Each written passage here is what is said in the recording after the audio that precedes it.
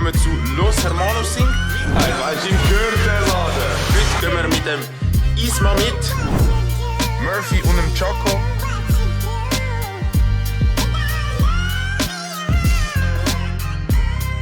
Let's go! Ganz herzlich willkommen zu einem neuen Vlog. Wir befinden uns auf dem Weg zum Stadion. Heute findet das Spiel Deutschland gegen Spanien statt, Viertelfinale. Es ist mein erstes Fußballspiel in einem Stadion und dann noch an einer EM. Ich bin richtig hyped.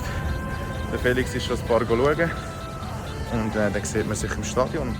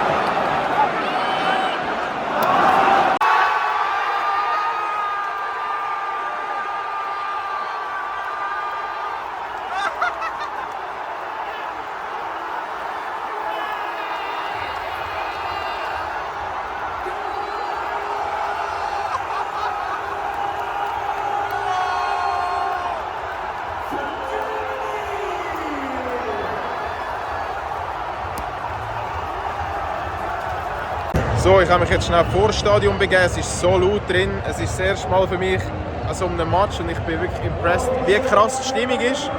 Was ich ein bisschen schade finde, ist, dass bei den Spaniern immer ausgebaut wird. Die Spanier lassen sich immer fallen. Der Schiedsrichter, keine Ahnung, was der gelernt hat.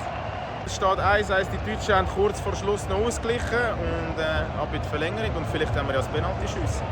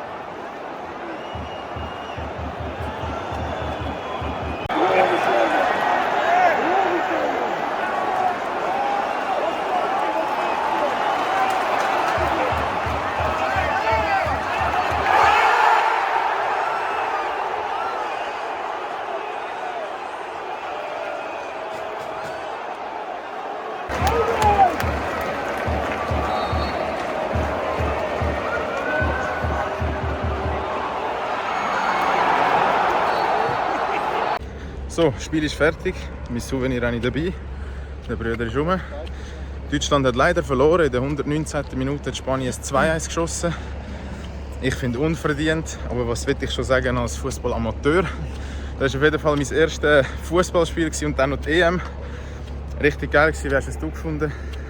Ja, Top-Spiel. Also, Schiri-Leistung kann man sich darüber bestreiten, aber ja, du schlussendlich, ich glaube, anhand von dem Spiel von vorher von Spanien, von der Gruppenspiel Achtelfinale, sind schlussendlich schon verdient weiter, aber Deutschland hat es glaube ich auch verdient gehabt, ja. Ja, leider draussen. Heim-EM können sie nicht gewinnen. In dem Sinn, aus Stuttgart in der Aus.